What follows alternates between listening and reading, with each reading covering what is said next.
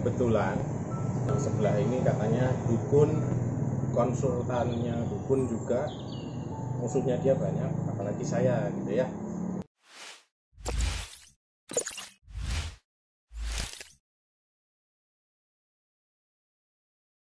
Terus biar ngikut-ngikut kayak YouTube-nya orang-orang atau video vlognya orang-orang harus pakai ngerokok katanya, kalau ini stereotype aja.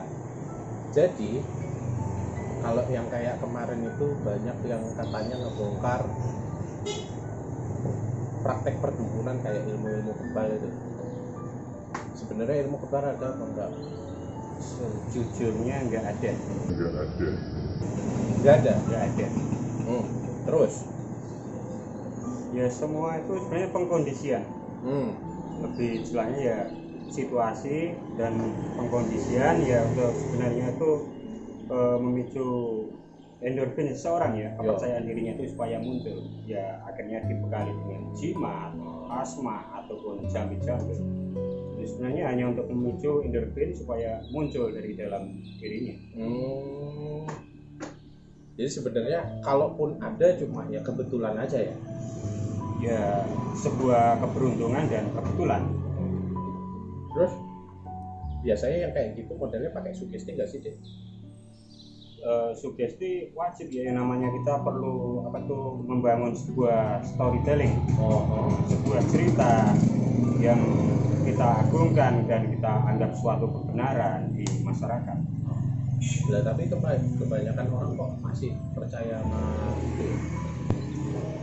Ya, itulah mirisnya kita dengan masyarakat khususnya Indonesia, mabuk atau demam akan spiritual, mistik yang luar biasa ini.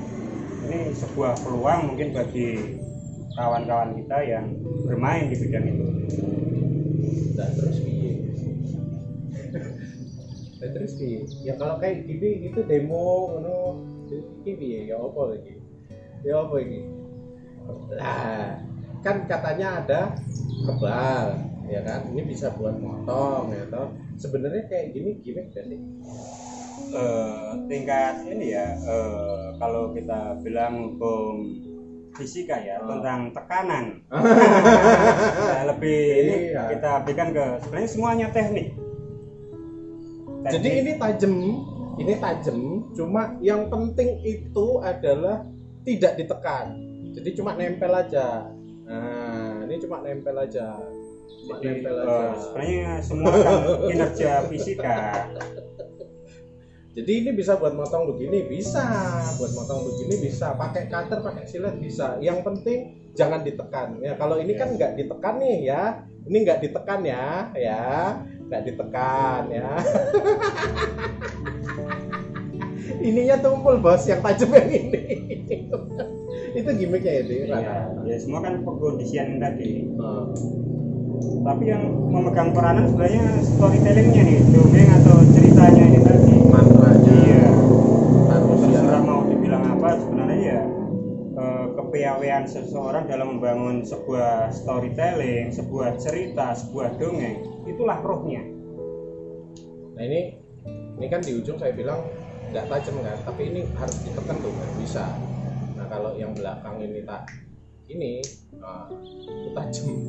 Jadi sebenarnya nggak perlu ditekan di poin di kalau di pisau ini namanya poin. Nggak usah ditekan. Paling mentok balik lecet. Kayak gini nih, lecet. Bukan kebal, bukan. Nggak ada kebal-kebal. Belum ada sampai sekarang itu seorang yang mampu untuk merubah zat lain, untuk ini lain itu menjadi sebuah energi besi, itu sampai hari ini masih dipertanyakan. Tapi dari anasir lain untuk menjadi sebuah anasir besi itu masih patut dipertanyakan. Walaupun ada ya sekedar sebuah keberuntungan, sebuah keberuntungan, kepercayaan dia. Jadinya apabila memang sudah yakin sepenuhnya tanpa tapi, otak manusia luar biasa. Jadi kalau mau ngomongin masalah jimat, jangan pernah melogikakan jimat. Gitu ya, Dik? Iya. semua sebenarnya sudah ada dalam diri manusia. Makanya ya kadang tuh lucu aja buat saya, orang kok memasukkan jin ke dalam tubuh, setan ini itu ke dalam tubuh itu, buat saya itu sebuah kelucuan. Dan konteksnya ini trik ya. Iya, konteksnya trik. Ini konteksnya trik. Jadi kalaupun ada budaya, kalaupun ada tradisi, kita menghargai tradisinya, kita menghargai orang yang membudayakan, dan tidak tidak merendahkan budaya tersebut. Karena gini, banyak teman-teman yang habis belajar hipnotis, habis tahu teknik-teknik perdukunan, mereka itu sok-sok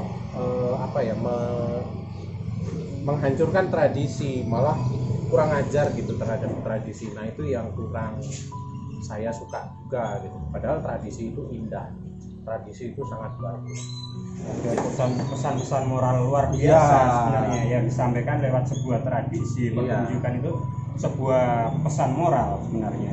Dan sebenarnya ini hanya menyindir untuk oknum-oknum tertentu aja ya, bukan mengeneralisasi. Ini hanya untuk oknum-oknum tertentu saja. Jadi yang mohon maaf gitu ya, ada oknum dukun yang suka nipu, ada oknum yang modelnya suka meres ya, modelnya kayak gitu dengan membawa teknik-teknik yang menakutkan bagi orang supaya orang nurut gitu. Lebih ke arah situ menurut sampean. Ya sebenarnya penggiringannya itu kan ya melalui sebuah dongeng atau storytelling tadi. Yang storytelling ya. Iya. Ya semakin kuat dia bisa membangun sebuah cerita, sebuah dongeng, dan diyakini itu sebuah kebenaran oleh si klien, itu bisa terjadi. Tapi bukan karena benda itu, bukan. Tapi keyakinan. Karena keyakinannya, dari keyakinan dan yang tidak bisa dibantah tadi.